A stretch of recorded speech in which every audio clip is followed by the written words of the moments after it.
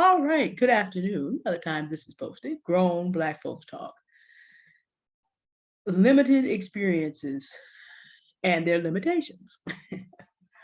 I just talked about, well, by the time you see this, there'll be a gap of 3 or 4 hours, but I've just talked about confirmation bias and about how it limits our view of the world because we tend to see the things that confirm what we've already decided.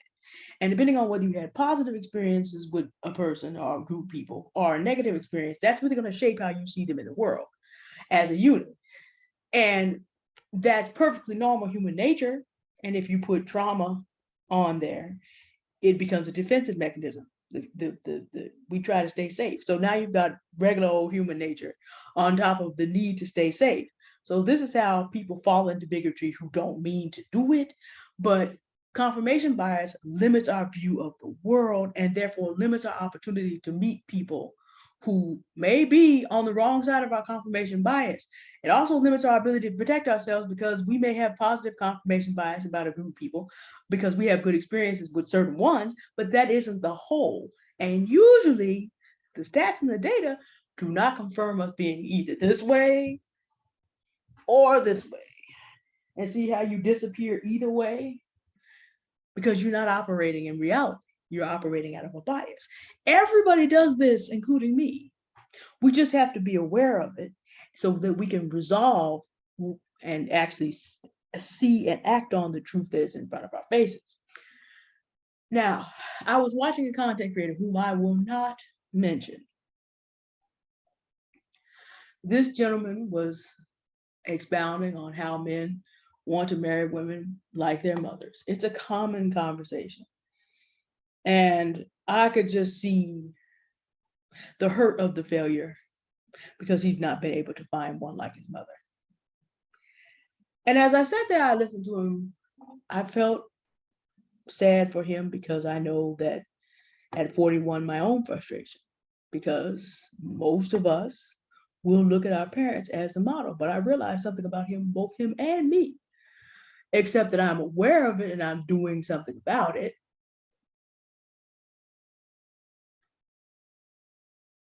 And I think he is too, but he's a little bit older than I am now, I think. But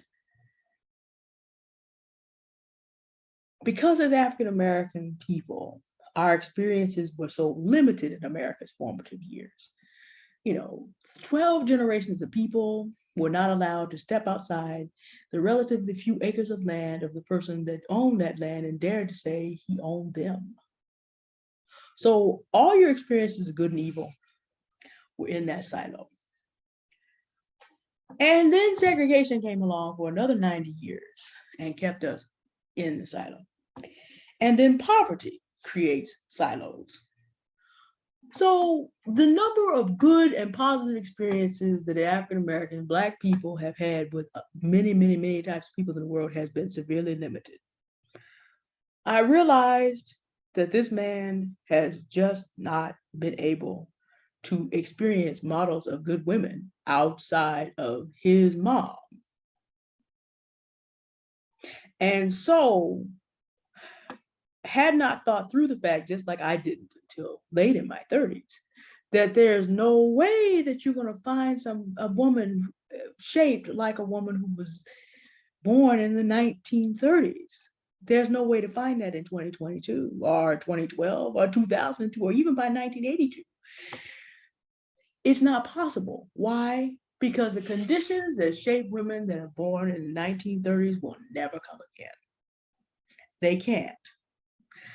We have had two entire technological revolutions since then. In the 1930s, mutually assured discretion did not exist. People were still having dishonest but definite conversations about capital ships in the age of the airplane, but nobody knew how serious that was going to get until World War II. Then the nuclear bomb came along, and just a little bit before the nuclear bomb, the mainframe, the first, what we think of as a computer. The Great Depression shaped a lot of the people that were born in the 1930s. You will hopefully never have a generation again that goes through that, although you might make an argument that the people who grew up in 2008 You were born around that time in this decade, and you had the decade bookend by COVID. The kids who have been shaped by COVID, you may see some similar things there, but it's still going to be very different because every decade, I would say even every year, has different characteristics. Author Malcolm Gladwell has actually covered this about the difference between people born in the 20s, the 30s, the 40s, and the 50s, and how very, very different they are. How people who were adults during the Great Depression some of them became the greatest generation, but it depended on where you hit there. Were you born early enough in the 20s to believe good times could come again? Or did you lose it all in the Depression and were too old to feel like you could restart? And if you had children or grandchildren, how did that affect them? He's done this. I think it's either The Tipping Point or Blink. It's a chapter in one of those two, but I can't remember right now. So if you have men born in there since the 60s, the 70s, and the 80s, looking for their mom born in the 30s, the 40s, and the 50s, or in my case, because my father is older, a man born in the 30s, that's not possible. It's just not possible. It's not even realistic if you stop and think about it.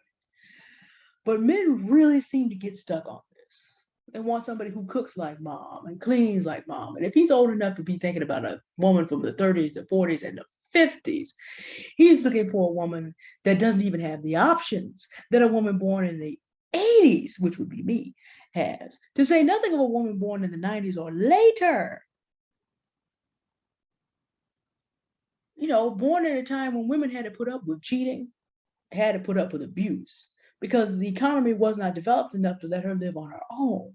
But the real tragedy, because that argument's been had, but I also realized this man, for all his accomplishments and talents, has not yet been exposed to enough models of good women of different kinds outside of his mother to understand that a woman can be a good mate without being his mom.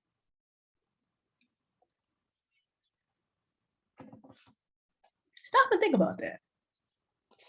There are approximately 3.9 billion women in the world. Most of them are not African American Black women. So let's just go there. There's all kinds of types of different people and all kinds of types of different cultures. There are all kinds of types of women holding it down under all kinds of situations. You don't have to look for somebody who was 20 in 1950 to find a woman that you can make a life with, unless that's all you know of what makes life good is an idealized picture of the 50s, 60s, and 70s. I realize that part of this is a lack of exploration and experience. And this goes back to the video I made yesterday, day before yesterday, about freedom being the undiscovered country. A lot of Black men are talking about going around the world to find a woman more to their liking. But if you boil it down, it actually still comes down to the same thing. They want someone who cooks, cleans, has sex, and can't leave. That still comes down to a 1950s model. And I'm just checking the calendar. As far as I know, today is June 23rd, 2022. Meanwhile, other men are out here who have vast experiences around the world coming from different cultures and are finding women who are helping him and their families increase wealth. They may not always cook and clean, and they may not always know how to make some cornbread, but they're adding to these men's legacies over generations. But that model of womanhood has not been studied or paid sufficient attention to, or I think what it is may not be sufficient exposure.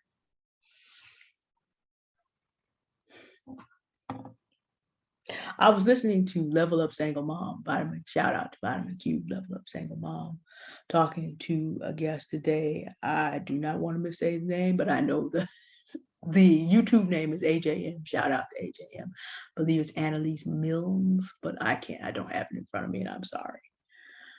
But they were having a conversation, and Vitamin Q's guest was talking about the necessity, well, not the necessity, but the importance of travel.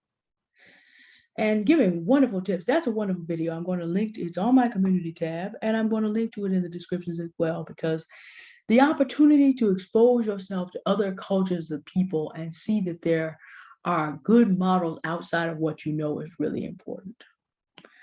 The man I was listening to is not what you would consider a bad man. It's just that, again, limited exposure to other models. And there's nothing wrong with cooking and cleaning. I woke up today to the smell of pork dumplings. Turns out that if you leave enchilada sauce in a tin can for 40 years, let it go and ferment, and let it then leak through the tin, it's already turned black, but then leak through the tin, you will have something that the smell profile and the appearance profile will look a great deal like soy sauce. So you will be in your larder trying to figure out where the invisible bottle of soy sauce is that is leaking all over the place, and you will have to clean. Baking soda, soap, water, and thyme, because soy sauce doesn't stain the way tomato-based things do, even when they've gone bad. Sweeping, mopping, cleaning, cooking are parts of life for many of us. There are a lot of us out here to cook. But if that's all you know is how to define a woman by what you enjoyed when you were a little boy, or in all fairness, because I was this girl too, your dad took care of everything. But still, that's all you know about types of men, and that's all you use to define good. Then you need to get out more. You don't need to be limited. Limited experiences produce a lot of limitations. You want to broaden your experiences so you have more models of what is good, except for a very narrow sphere that we as African Americans have tended to have to live in. Not all African Americans live inside the box either, for that matter. I keep talking about getting into other circles, and when you do that, you find that you are introduced to other people. And sometimes you meet Black folks in those circles too, because not everybody's living inside the box. I just recommend everybody get inside the box. Again, I'm not saying you have to marry anybody. I'm not saying you have to be an intimate partner. I'm really suggesting that you not do that until you have healed. I suggest you not do that with anybody, because you can find the same good model and the same bad model anywhere. We talked about confirmation bias on the last video. We talked about the cycle of inference on the last video, briefly. If you're not healed, if you have trauma, you can find the same mess everywhere. That's not what I'm talking about. Heal first. And as you're doing that, broaden your experiences of people. Don't be 50 plus still mad, or at least upset, that you couldn't find a woman like your mom, when your woman like your mom were made in the time that your mom was made, but not in the time that you were made. Or, to be fair, you don't have to be 35 already and still be struggling with the idea that you will never find anyone like your dad, because the time in which people were made like your dad is not the time in which you were made. Again, the past is the past. We must move into the future. Find out what's good in the time in which you were made, and heal so you can be among the good there. All right. Now, depending on how long this board meeting goes on that I have to do and how I feel afterwards, and depending on how the wind is today, it got really windy yesterday, so no outside videos. I may do a grown Black folks tomorrow. We'll see. In the park, on the climb. I don't know. Well, we're going to see how much energy I have. I might go up to Buena Vista tomorrow. I may go deep into the park. I may not. We'll see what happens. Anyway, thank you for listening. You have a good day now. Goodbye.